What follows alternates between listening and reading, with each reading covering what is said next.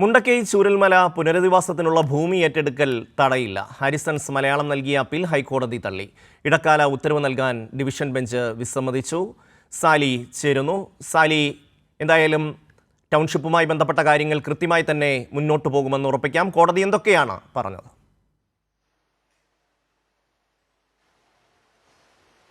അതായത് ഇന്ന് രണ്ട് ഹർജികളാണ് വന്നത്. ഒന്ന് ഹാരിസൺ മലയാളത്തിൻ്റെയും മറ്റൊന്ന് എൽസ്റ്റൺ എസ്റ്റേറ്റിൻ്റെയും.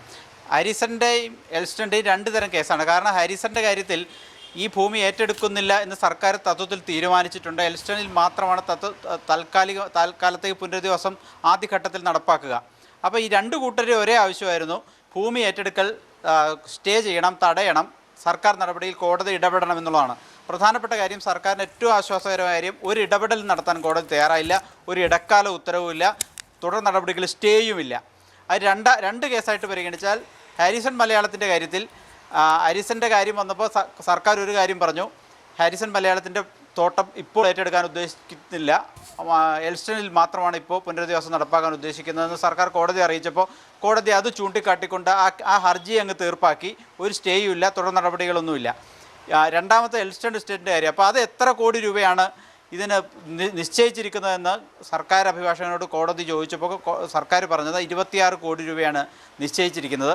അപ്പോൾ കോടതി ചോദിച്ച മറ്റൊരു ചോദ്യം, ഈ 26 കോടി എന്ന് നിശ്ചയിച്ചത് എന്ത് മാനദണ്ഡത്തിൻ്റെ അടിസ്ഥാനത്തിലാണ് എന്നത് വ്യക്തമാക്കണം എന്ന് പറഞ്ഞു. ഒപ്പം തന്നെ അപ്പോൾ സർക്കാർ അറിയിച്ചൊരു കാര്യം, 27-ാം തീയതി ഈ പുനരധിവാസ പദ്ധതിയുടെ ഉദ്ഘാടനം നിശ്ചയിച്ചിരിക്കുകയാണ്. പുനരധിവാസ പ്രവർത്തനങ്ങൾ ഔദ്യോഗികമായി എന്ന് തുടക്കം കുറിക്കാനും പോവുകയാണ്.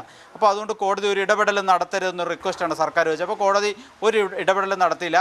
ഇനി കേസ് പരിഗണിക്കുമ്പോൾ ഈ 26 കോടി എന്നത് ഏത് മാനദണ്ഡത്തിൻ്റെ അടിസ്ഥാനത്തിൽ, എന്ത് കണക്കിൻ്റെ അടിസ്ഥാനത്തിലാണ് ഇവർക്കുള്ള നഷ്ടപരിഹാരം നിശ്ചയിച്ചത് എന്ന് മാത്രം സർക്കാർ അറിയിച്ചാൽ മതി. തൽക്കാലത്തേക്ക് ഒരു ഇടപെടലും കോടതിയുടെ ഭാഗത്തു നിന്നുണ്ടായില്ല.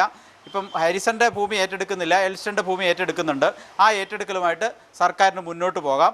പക്ഷേ ഇനി കേസ് വരുമ്പോൾ കേസിൻ്റെ തുടർ വഴികളിൽ ചില കോടതി ചോദിച്ച ചോദ്യത്തിന് വിശദീകരണം സർക്കാർ നൽകിയാൽ മതി. അതോടുകൂടി ആ പ്രശ്നം അവസാനിച്ചു. സർക്കാരിന് ഇനി പുനരധിവാസ പ്രവർത്തനമായിട്ട് മുന്നോട്ട് പോകാം. 27-ന് ഉദ്ഘാടനം നടത്താം. ഒരു തരത്തിലുള്ള തടസ്സവും കോടതിയുടെ ഭാഗത്തുനിന്ന് ഉണ്ടായിട്ടില്ല. ഈ ഹർജിക്കാരായ ഇവരുടെ പ്രധാനപ്പെട്ട ആവശ്യം, ഈ രണ്ട് എസ്റ്റേറ്റുകളുടെയും രണ്ട് തോട്ട ഉടമകളുടെയും ആവശ്യം ഇത് സ്റ്റേ ചെയ്യണമെന്നായിരുന്നു. സ്റ്റേ ചെയ്തിട്ടേ ഇല്ല കോടതി. ഇവർ എന്ത് അടിസ്ഥാനത്തിലാണ് സാലി ഈ സ്റ്റേ ആവശ്യപ്പെടുന്നത്? എന്താണ് ഇവരുടെ ഇതിനുള്ള അടിസ്ഥാനം? അത് 2-3 കാരണങ്ങളുണ്ടായിരുന്നു. അങ്ങനെ തോട്ടഭൂമി ഏറ്റെടുക്കാൻ സർക്കാരിന് നിയമപരമായ അധികാരമില്ല. മറ്റൊന്ന്, സർക്കാർ നിശ്ചയിച്ചിരിക്കുന്ന നഷ്ടപരിഹാര തുക മാനദണ്ഡങ്ങൾക്ക് അനുസൃതമല്ല. അങ്ങനെ കുറേ കാര്യങ്ങളാണ് പറഞ്ഞിരുന്നത്. മാത്രമല്ല, മുൻകൂർ നോട്ടീസ് നൽകുന്നതിൽ വീഴ്ച സംഭവിച്ചു. അങ്ങനെ കുറേ കാര്യങ്ങൾ, സാങ്കേതികവും നിയമപരവും സാമ്പത്തികവുമായ കുറേ കാര്യങ്ങളാണ് പറഞ്ഞിരുന്നത്. ആ കാര്യങ്ങളെല്ലാം കോടതി മുമ്പ് ഒരിക്കൽ ഘട്ടത്തിൽ പരിഗണിച്ചതും ഒരു തരത്തിലുള്ള സ്റ്റേയും ഇല്ല, സർക്കാരിന് മുന്നോട്ട് പോകാം എന്ന് മുൻപേ പറഞ്ഞതുമാണ്. അതിനെതിരെയുള്ള അപ്പീലാണ് ഇപ്പോൾ ഡിവിഷൻ ബെഞ്ചിൽ വന്നത്. അതേതായാലും കോടതി ഒരു ഇടപെടൽ നടത്താൻ തയ്യാറായില്ല. സിംഗിൾ ബെഞ്ച് എടുത്ത സമീപനത്തിലേക്ക് തന്നെ പോയി. പക്ഷേ എൽസ്റ്റൻ്റെ കാര്യത്തിൽ മാത്രം ഹർജി തള്ളി തീർപ്പാക്കിയിട്ടില്ല. എന്താണ് ഈ മാനദണ്ഡം എന്ന് മാത്രം വിശദീകരിക്കണമെന്ന് പറഞ്ഞിട്ടുണ്ട്. സർക്കാരിനെ സംബന്ധിച്ചിടത്തോളം വലിയ നേട്ടമാണ് ഇന്ന് കോടതിയിൽ നിന്നുണ്ടായത്.